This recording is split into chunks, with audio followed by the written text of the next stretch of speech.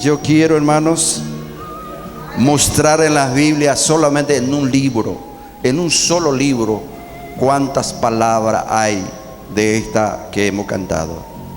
Abran conmigo Apocalipsis. Te voy a mostrar 8 versículos nada más, pero hay más de 15 versículos en solo Apocalipsis. Habla esta palabra vencedores. El libro Apocalipsis es un libro de revelación. ¿Y qué es lo que revela la Biblia? El Apocalipsis justamente revela estas cosas. Presta atención. Apocalipsis capítulo 2, empezamos el capítulo 2. Te voy a mostrar solamente cuántos versículos está cercano. Yo tengo aquí 8 nada más, pero hay montones más. Dice en el verso 7 de Apocalipsis, dice verso 7. El que tiene oído oiga lo que el Espíritu dice a la iglesia. Al que venciere le daré a comer del árbol de la vida, el cual está en medio del paraíso de Dios. Al que venciere. Hay un lugar preparado y hay algo que consumir. Capítulo 2, verso 11. Dice: el que tiene oído oiga que el Espíritu dice a la iglesia. El que venciere no sufrirá daño de la segunda muerte. Significa la salvación. La salvación. No, su primera muerte es la muerte física. Y la segunda muerte es la muerte espiritual, la condenación. Habla de la salvación. El que venciere. Verso 17 del mismo capítulo 17 dice: el que tiene oído oiga lo que el Espíritu dice a la iglesia. Al que venciere daré a comer del maná escondido, y le daré una piedrecita blanca, y en la piedrecita escrita un nombre nuevo, el cual ninguno conoce sino que aquel que lo recibe. Hay un misterio, hay un nombre. Todos van a ser cambiados. No importa si de Herrera Rosento, no importa quién, man. Allá hay un nombre preparado especial a lo que venció, no para los seguidores, a lo que venciere algo. Luego estaremos hablando qué es lo que yo tengo que vencer, ¿sí? Luego en el capítulo 2, verso 26, 2:26, dice: al que venciere y guardare mis obras hasta el fin, yo le daré autoridad sobre naciones. Va a ser reyes, va a ser gobernadores. En el capítulo 3, avanzado un poquito más, verso 5, dice: al que venciere será vestido de vestiduras blancas, y no borraré su nombre del libro de la vida, y confesaré su nombre delante de mi Padre y delante de sus ángeles. Recuerda, cuando nos acercamos a Jesús, decimos: Señor, anota mi nombre en tu libro de la vida. El Señor lo anotó y tú estás aquí. Pero hay un peligro de perderse eso. Se llama la salvación el que no ha vencido. Hay que ser vencedores. Otro versículo, capítulo 3, verso 12. Dice: al que venciere, yo lo haré columna el templo de mi Dios, y nunca más saldrá de allí.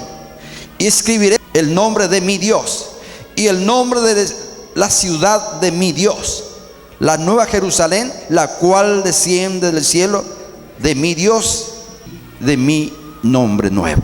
Verso 21. Al que venciere le daré que se siente conmigo en mi trono, así como yo lo he vencido y me he sentado con mi Padre en su trono. El que venciere heredarán todas las cosas, y yo seré su Dios y él será mi hijo. Toma sus asientos. El libro de Apocalipsis está lleno de todas estas palabras. Yo quiero hablar el que venciere, tema muy importante, ¿verdad, hermano? Interesante que seamos vencedores. Y la Biblia no habla solamente de que seamos vencedores. Dice: somos más que vencedores. Está en el libro de Romanos capítulo 8. Más que vencedor. Jesús es el vencedor. ¿Qué fue lo que Jesús venció? Jesús venció la naturaleza humana. ¿En qué sentido? Fue obediente, sometiendo a Dios hasta la muerte. Y muerte de cruz, dice la Biblia. Y así venció a la muerte, venció al diablo, venció al enemigo. Por lo tanto, nosotros fuimos llamados en una batalla ya ganada por Jesús. Amén.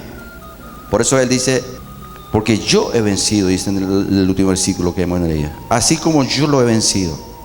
Así que yo escribí una frase aquí, un poco fuerte, dice, no hay lugar para un perdedor o desanimado en las cosas de Dios. Yo escribí aquí, no hay lugar para un desanimado, para un perdedor en el reino de Dios. ¿Sí? Porque se trata de los vencedores. Hoy en día la doctrina es, no, Jesús ya venció todo, Jesús ya venció su parte. Pero yo tengo que vencer algo también, porque el reino se está preparando para los vencedores, para los valientes. No va a ser, en la última parte que hemos leído, el versículo siguiente dice, habla de los cobardes que dan fuera.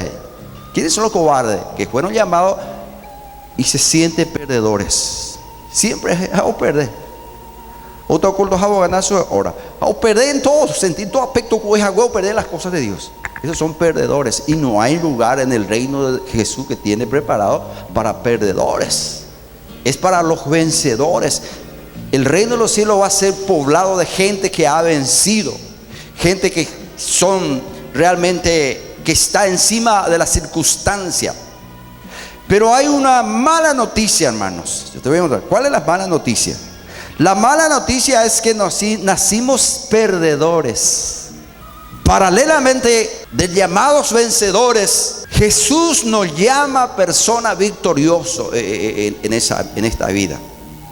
Jesús llama a los perdedores para que tengan un reino de lo que pudiera decir, bueno, yo estoy aquí no porque yo era un valiente, yo no era nada, yo no era nadie, pero estoy aquí porque alguien me trajo.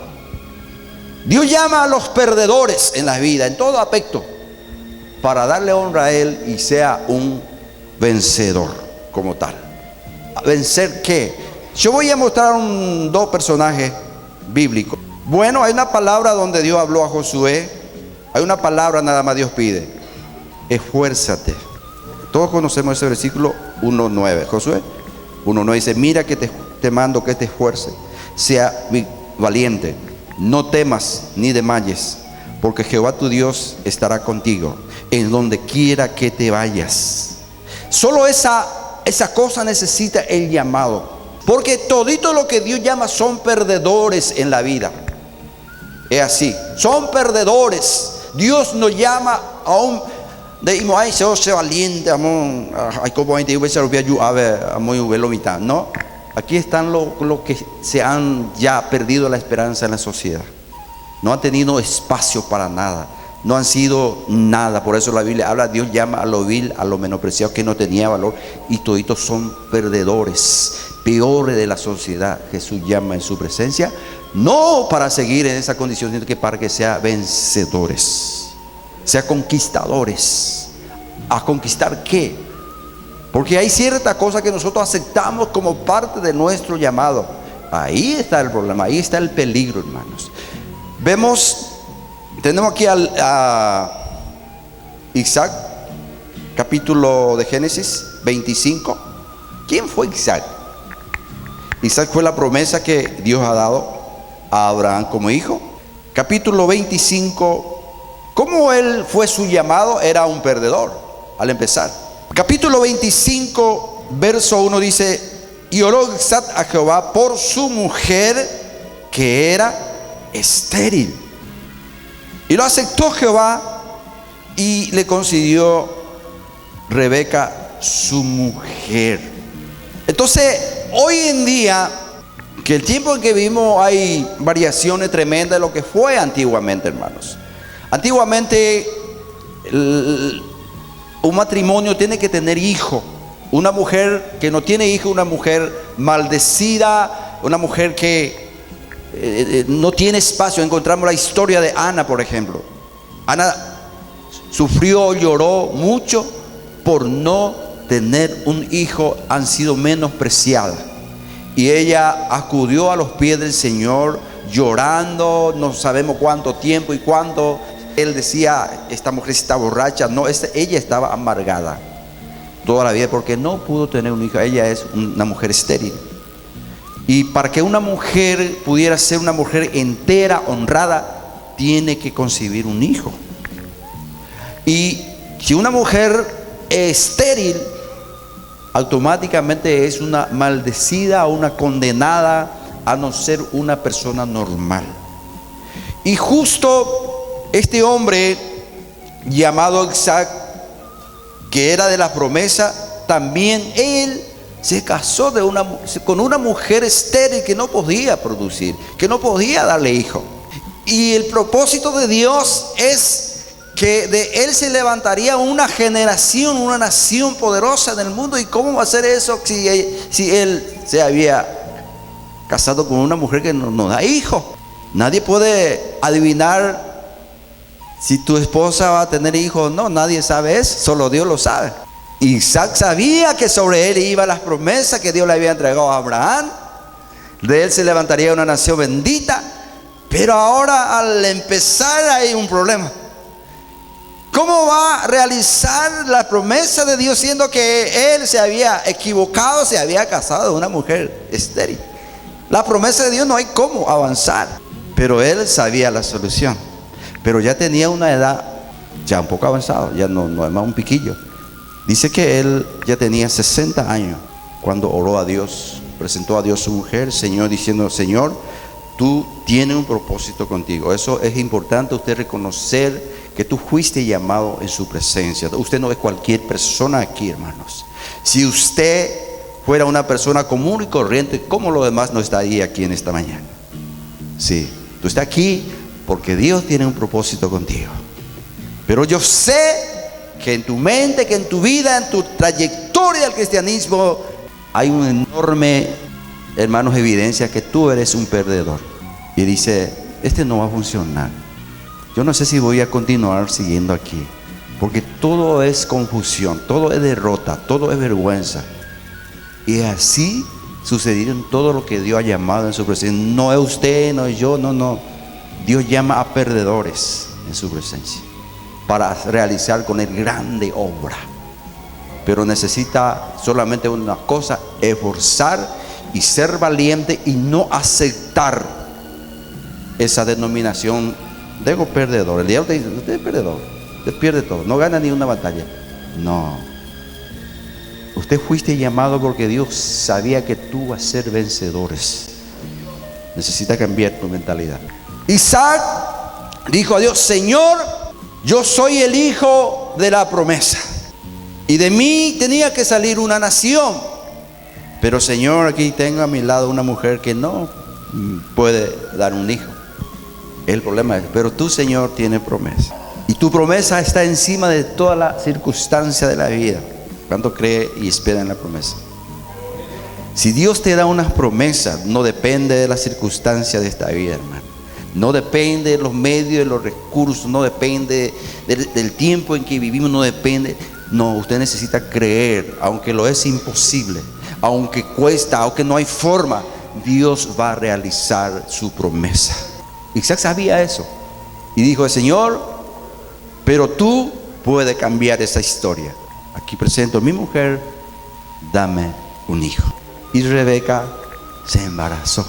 Y para la sorpresa, no fue solo un hijo, había dos hijos, hermanos. Vamos a lecturar el siguiente versículo, capítulo 25, verso 22, seguimos. Dice: y los hijos luchaban dentro de ella. Y dijo: si es así, ¿para qué vivo yo? Y fue a consultar a Jehová y le respondió: Jehová, 2 naciones hay en tu seno, y 2 pueblos serán divididos de tus extrañas, y el un pueblo será más fuerte que el otro pueblo, y el mayor servirá al menor. Ella recibió 2 hijos al mismo tiempo, gemelos. Y dentro de ella había un movimiento extraño. Ella sentía algo sucedía dentro de ella y no sabía qué. Estaba desesperada. Y dice que oró a Dios: Señor, ¿qué ¿qué hace aquí? ¿Por qué esto y aquello? Y Dios le dijo, hay 2 niños en tu vientre y ellos están peleando. ¿Qué te parece? Todo lo que Dios promueve siempre movimentará enfrentamiento, sí o sí, porque el enemigo está cerca y va junto, y esta es una carrera de lucha, de batalla y de victoria. Sí o sí tiene que haber victoria. El que Dios llama hay que tener consciente, estar consciente que Él no puede aceptar de ninguna forma, de ninguna manera un empate. No sirve un empate. Más o menos hay. Eso no funciona para con Dios, porque Dios no negocia. Aquí no hay negocio con el enemigo, hermano. Aquí hay que haber victoria. Si uno quiere pertenecer a Dios, si uno cree que es llamado de Dios, si uno cree que es hijo de Dios, es siervo de Dios, pero lleva una vida mediocre, una vida que llama ante el enemigo gana, llama ante el enemigo esto, el diablo hace y aquello, pero Dios sabe todo. Eso es peligroso, porque Dios no es un Dios perdedor. Hay que haber victoria, hay que tener mentalidades de vencedores. Y aquí hay 2 seres dentro de ella, de esta mujer. Y estos 2 seres ya se dan cuenta que entre ambos va a haber problema, porque ellos representan 2 naciones. Y no debe haber un empate, a pesar de que va a ser un gemelo, pero va a haber cosas totalmente distintas en cada uno de ellos. Mentalidades, ideas, proyectos totalmente diferentes. Pero lo más ridículo es, ¿sabe qué? Que Dios coloca al que va a ser, el que va a ser vencedor, le coloca en la parte más baja. Dios lo coloca como perdedor, porque en la ley y hasta hoy, el hermano mayor dentro de la casa es el que domina al hermano menor, ¿verdad que sí? ¿O no? Y más, por ejemplo, respetando al hermano mayor, el hermano mayor es como el segundo papá en la casa, ¿verdad que sí? El hermano menor, por ley, por obligación, tiene que someter al hermano mayor. Papá, mamá le apoya eso. Y este niño que estaba en la vientre de esta mujer ya sabía que él va a nacer por segundo. Primero está uno, y el que estaba posteriormente a nacer ya estaba peleando con él para ganar el lugar y nacer primero él, porque este es de Dios. Este hombre, este que han sido engendrados es de Dios. Y ya estaba consciente que hay una batalla que pelear desde el inicio de las cosas. Hay que pelear. Ya pelea dentro del vientre mismo, que él tiene que, porque él está, hermano, en el lugar equivocado. Él está atrás. Y él dice, no, yo no voy a aceptar que nacer el segundo. Yo tengo que ser el primero. Ahí empieza la guerra. Por eso que dije que todo lo que Dios llama, con quien todos tienen grandes propósitos, al inicio toditos son ubicados en el lugar de los perdedores. Pero si tú aceptas el lugar del perdedor, no tendrán parte con el vencedor, que se llama Jesús. Si tú aceptas ser perdedor en todo, en tu llamado, en toda la historia de la vida, y acepta que Dios no acepta perdedores. La Biblia lo llama cobarde. Los cobardes quedarán fuera. Cobarde el que se entrega, cobarde que no se anima a pelear y dar razón al enemigo. Aquí no hay razón dar al enemigo nada, porque si queremos ser parte del reino del Señor, del vencedor Jesús, tenemos que ser vencedores también. Jesús le dijo a sus discípulos, ejemplo lo he dado. Pablo lo dijo igual, sé imitadores de Dios, dice Pablo. Otra parte dice, sé imitador de mí como yo de Cristo, dice él. ¿En qué sentido imitador? Jesús nació, no reconoció ni su padre, no le conocía quién era él. La mamá, aunque sabía que fue engendrado por el Espíritu de Dios, pero ella no sabe lo que estaba pasando. Y la Biblia dice que ella guardaba todo lo acontecido en su corazón, porque no sabía quién era Jesús y no podía defender. Y él decía que él no tenía ni morada, no tenía ni casa, no tenía ni almohada tenía Jesús. ¿Y quién pudiera decir de él que él va a ser el vencedor? Sí, y él fue el vencedor de todo. Y el que forma parte en su reino, el que forma parte de su obra, de su propósito, tiene que tener esa mentalidad de ser vencedores en cualquier circunstancia que se presenta en la vida, no dependiendo de la condición donde uno esté, yo decía, Señor, yo no voy a ser un siervo de Dios, porque yo nací un perdedor, ni escuela tuvo. Yo un campesino, ni sabía hablar. No reunía la mínima condición de ser, para nada. Y yo decía, no, yo soy un perdedor. Yo no acepto mi llamado. Yo voy a ser una vergüenza. Yo no. Tengo muchos hijos y soy pobre. Montones de rosario de pérdida tengo en mi vida. Y ese es el problema nuestro. Si aceptamos eso, vamos a terminar siendo perdedores. Y el reino de Jesús es para los vencedores. El libro de Apocalipsis es el libro que revela el final de todas las cosas que están más próximas. El último libro que se escribió. Y revela la condición, la vida, la actitud de que debe ser lo que van a ser partícipe de ese reino tremendo que Jesús tiene preparado, hermanos. Tiene que ser vencedores a pesar de las circunstancias.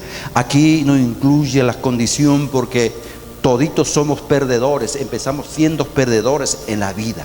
Cuando Jesús llegó a nuestra vida somos perdedores. Hemos nacido aquí. Isaac es un perdedor porque se casó de una mujer que no tenía hijos, no podía tener hijos. Empieza la obra, empieza a vencer. Aquí aparecen dos varones y en estos dos varones va a haber rivalidades. ¿Y cuál las rivalidades? Uno ya tuvo el privilegio de nacer primero. Y siendo primero, él hereda la bendición de papá. Y el otro, el que nace segundo, ya ha nacido perdedor. Entonces él ya sabía dentro del vientre de mamá y no aceptó ser perdedor. Empezó a luchar. En el capítulo 25 del mismo Génesis, verso 24, dice: y cuando se cumplieron sus días para dar a luz, he aquí, había gemelo en su vientre. 25. Y salió el primero rubio y era todo velludo como una pelliza. Y llamaron su nombre Esaú. Y después nació su hermano, trabado sus manos al calcañar de Esaú. Y fue llamado su nombre Jacob. Y era Isaac de edad de 60 años cuando ella lo dio a luz. Amén. Bueno, ¿y qué pasó? No había forma de cambiar al que nacía como menor. No había forma, entonces peleó hasta el último momento. Oye, agarraba y pitay. No pudo vencer allí. Nació perdedor. Sí, Jacob nació perdedor. Esaú, el privilegiado, el hijo bendecido, el hermano mayor de la casa, el que manda todo, el que el papá la bendición de papá está encima de él no necesita esforzar, vive tranquilo, está asegurada la bendición sobre su vida porque él nació privilegiado, bendecido. Eso sucede a muchos cristianos hoy en día. Sí, no se preocupa más nada. Yo estoy salvo, amundando y salvo ahí. Pero tú no sabes que hay alguien que pelea a quitarte la bendición. Pablo habló de eso, de Saúl. No valora la salud. Yo dije a muchos hermanos, a esa guataba y hermano en Brasil una vez. Lo que Dios te da, pero tú no le das valor. Pero hay otro que está con deseo quitarte. Te van a quitar. Por cuando tú no valoras tu llamado, cuando tú no le das valor, no le das tiempo, dedicaciones, ustedes van a perder porque hay alguno que está queriendo y no tiene lo que tú tienes. Necesitamos valorar, necesitamos apreciar.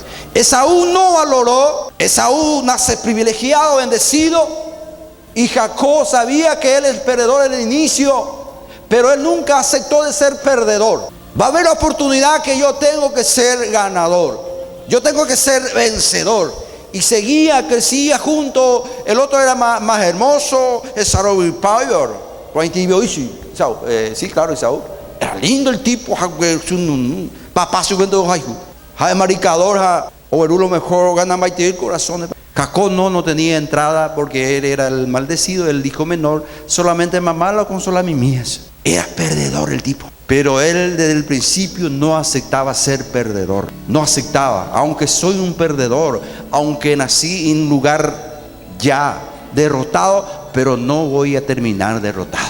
Ese debe ser. Es como se dice, podemos perder una batalla, pero no perder la guerra. Él perdió la primera batalla. Nació como menor, nació tipo rudo, no tiene el ojo azul, dajahuepay tipo asco, nace. Ni mamá no hijo papá mucho menos. Pero Esaú era un tipo que se ama, de yuquis. Pero Jacob dijo, no, eso yo no sé. Yo tengo que terminar siendo vencedor. Y buscaba la forma, buscaba el momento, crecía junto, dice, yo no vamos a leer toda esa parte, yo te voy a contar eso. Hasta que iba atrás de sus hermanos. Y dice que un momento él era agricultor, sembraba y recogía sus semillas, su cosecha, y él siempre era un cocinero. El otro era maricador. Pero un día dice que no hubo suceso en la marica, no trajo nada y Esaú estaba con hambre. Y él estaba cocinando un guiso de, ¿cómo se llama la comida? Lenteja.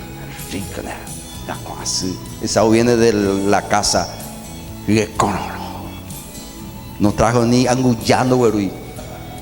Eso sucede. Ahí dice, ¿ya viene? No, eso no viene algo ahí, no. Porque seguramente que Esaú cuando trajo algo no le daba también a él. Luego le dijo, yo te doy un plato, pero permitimos que yo voy a ser el mayor de la casa. Sí, yo voy a ser, dame la bendición del mayor.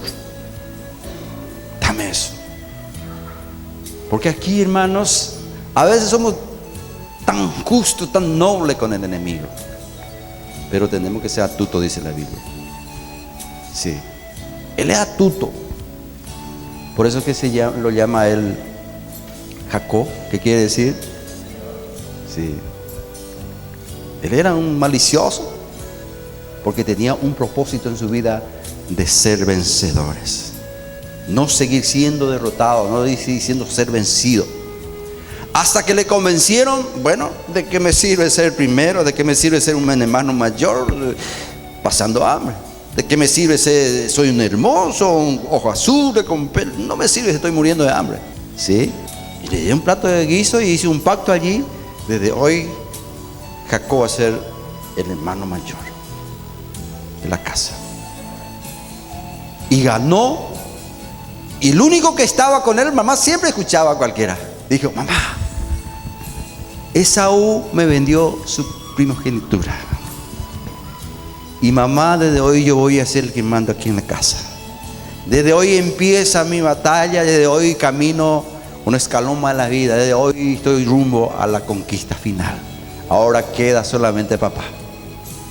Y papá ya era un viejo, pero papá nunca va a ser convencido. Papá no van a aceptar, no van a negociar, pero mamá ya negoció. Mamá aceptó eso. Y llegó el tiempo que papá Isaac ya tenía que morir, ya un viejo, y él tiene que poner sus manos y dejar las bendiciones sobre el que era bendecido, que es Esaú. Y dijo Esaú, hijo, ya estoy viejo, estoy a punto de partir, y antes que suceda eso, vaya y buscamos tu casa, un venado, que yo quiero, un caldo, como siempre me había preparado, y te voy a entregar la bendición final, que es tuyo, que tú mereces, porque tú naciste así, así, así. Y hoy el día que tú van a conquistar tu bendición. Él se fue y mamá ya sabía quién era el que había negociado. Siempre va a haber alguien que te ayude, hermano. Así que no va a estar siempre solo. Cuando está en lucha y prueba, contarle con alguien. Jacob tenía aliado con él en la mamá. Y le digo, mamá escuchó que papá decía a Esaú que le iba a dar. Y mamá sabía que Esaú ya había negociado con Jacob. Entonces le llamó a Jacob, hijo, ¿sabe qué? Tu papá dice a Esaú que él va a venir un plato de venados y van a entregar su bendición hoy. Y vamos a hacer, hijo, algo contigo para que usted sea verdaderamente el conquistador aquí, porque ella te había vendido. ¿Y cómo? Él es peludo, con ojos azules. El ojo azul no tiene problema porque papá ya no ve más nada. Pero él va a tocar y va a oler. ¿Por qué? Esaú tenía olor a monte de casa y Jacob tenía olor de agricultor, totalmente diferente. Era un hombre sin pelo, sin nada. Pero mamá le preparó una piel de animal para que tenga peludo, algo así dice la Biblia. Y trajo una ropa de Esaú, puso sobre él y mató un corderito y preparó el guisado. Mamá sabe cuál es el gusto del papá. Y preparó, y antes que el otro viniera de la casa, él ya se había presentado allí. Le dijo: papá, vengo aquí para bendecirme, para entregarme mi bendición. Y le dijo: papá, acércate, mi hijo, porque el gemelo, yo me imagino, tiene la misma voz al escuchar, igual los dos, no sé. Hay poco cambio de apariencia, pero dentro hay una diferencia tremenda aquí. Bueno, papá le llamó que se acercara, tocó, sí, tenía pelo, oleó la ropa, sí, era él. Pero le dijo: pero la voz no es de él, dice. Tenía una voz diferente. Y le digo: pero tu voz no es. Papá sabía lo que estaba pasando, hermano, pero no hay forma de revocar la bendición que ella había robado. Sí, él no había aceptado ser perdedor del principio, hermanos. Aunque ha nacido como perdedor, aunque lo han colocado como perdedor, pero Dios le ha dado la velocidad a terminar victorioso al final de la carrera. Así somos llamados nosotros. Empezamos como perdedores, fuimos rescatados, hermanos, de lo más profundo de la oscuridad del mundo, como más sucios que cualquier otro, pero fuimos llamados para correr una carrera. Una carrera no de velocidad, sino que de persistencia, de perseverancia. ¿Sí? Jacob perdió la primera batalla, pero él no se dio por vencido, esperaba el tiempo, iba corriendo esa carrera. Un día yo conquistaré esta bendición. Y ha pasado años, no sabemos cuántos años crecieron, era hombre ya ahora, pero él nunca se había convencido que él tiene que ser un perdedor. Y papá comió que le había traído y lo bendijo a él.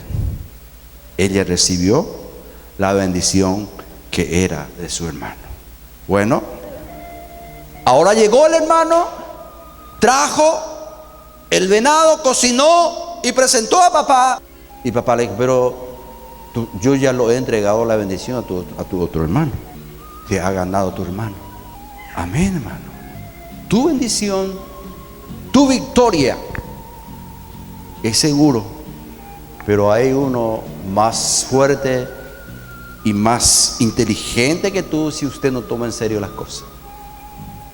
Por eso que Jesús decía a los judíos, a lo que se creía, a lo que decía: somos dueños de la verdad.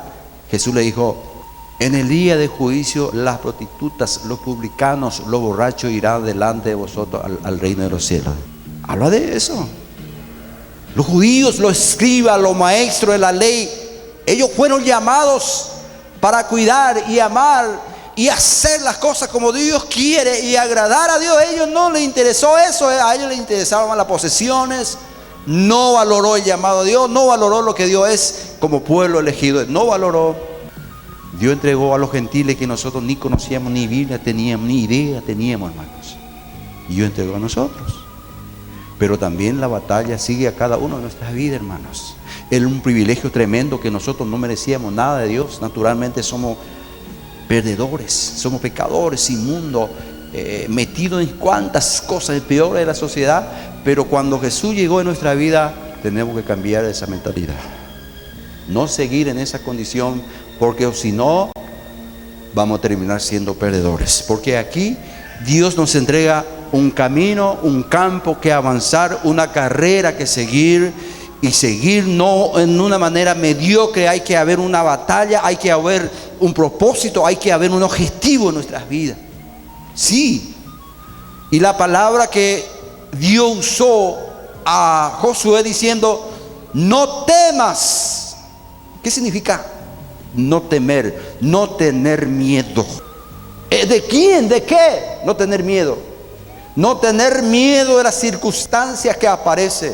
Aunque el diablo, aunque el mundo, aunque las situaciones tremendamente sobrepasan sobre nosotros, no es motivo, no es razón que yo me arrodille a las circunstancias delante de todo esto y diga, yo no voy a poder. Es demasiado mi lucha, es demasiado la persecución, demasiado. No existe eso a los llamados a ser vencedores. No hay lugar. Por eso que Dios le decía, solamente esfuérzate, ser muy valiente y no temas.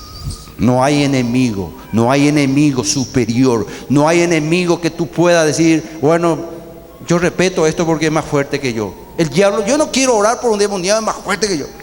No. Jesús dijo, aquí yo doy potestad para hallar serpiente y escorpión y nada dañará. No tenga miedo. No temas de la circunstancia. Sí, Dios atiende y Dios está con la persona que se esfuerza, aunque no tenga la conducta, la capacidad que exige, pero tiene coraje, capacidad, y no ve al adversario como gigante, sino que son pequeños además. Sí, así fueron los vencedores. Pero siempre empezamos como perdedor. Nadie te ve, nadie te reconoce. Pero cuando usted siente que Dios te llama, hay que avanzar a no terminar siendo perdedores. David, nadie les conocía a él en la casa, ni su hermano no le reconocía. Era un niño que simplemente estaba para servir, para dar las cosas, pero su papá, su mamá no le contaba a nada. Pero Dios le entregó la oportunidad y él no desaprovechó la oportunidad. No le importó que su hermano no los reconocía, ni su papá ni su mamá, no le importó. Él sabía que él es perdedor, pero él entendió que Dios lo llamó para ser vencedores. Y cuando se presentó la oportunidad de enfrentar a Goliat, dice, no, este no es el gigante, es un perro incircunciso, ese no es nada. Yo vengo en nombre de Dios. A mí me llamó el que venció la muerte. A mí me llamó que ha resucitado el tercer día. A mí me llamó que está encima de todas las cosas. No importa sea el tamaño del enemigo, la manera que se presenta, no, eso no se cuenta aquí. Por eso es la palabra, esfuérzate, sé muy valiente y no temas. No tener miedo a las circunstancias que se presentan. Pareciera que no hay forma, es imposible, no voy a poder. Pero terminó siendo reconocido por Dios y victorioso David. No solamente él, casi todos lo que Dios exalta, levanta hoy, son personas que han nacido como perdedor y han sido llamados como perdedor. La sociedad del mundo lo veía como perdedor. Pero cuando entendió que está encima de todo, le ha llamado y él lleva por delante. Pero Dios no, Jesús ya peleó la batalla en la cruz, pero hoy resta para nosotros pelear nuestra propia batalla. Sí, por eso que Pablo decía que he peleado la buena batalla y acabado la carrera, por lo cual dice, me espera la corona. Así que hermanos, no diga que el cristianismo todo es aplauso. No, estamos en un terreno de derrotado. Empezamos de un bajón tremendo, de más profundo empezamos. Pero no tenemos que tener esa mentalidad de seguir siendo esclavo. Eso fue lo que sucedió a Israel. Israel era esclavo 430 años y Dios lo había llamado para ser victorioso. Cruzó el Mar Rojo sin problema. Cantaba, adoraba a Dios unos días, pero cuando empezó a pensar, mirar por sí mismo, le dije, nosotros somos esclavos nada más. No vamos a morir de hambre si Faraón nos da trigo. ¿Qué vamos a comer aquí en el desierto? Que estamos peor que antes. Así hay muchos de los creyentes. Y abandona la causa, abraza de vuelta al mundo y al diablo esa oferta. Y dice, en cristianismo no hay nada, todo es vergüenza. Ahí no conseguí nada. ¿Sí? Pero no debo olvidar que Jesús ha vencido. El que te ha llamado ha vencido. Él nunca va a aceptar un perdedor. Nunca va a presentar ni tampoco negociar con enemigo.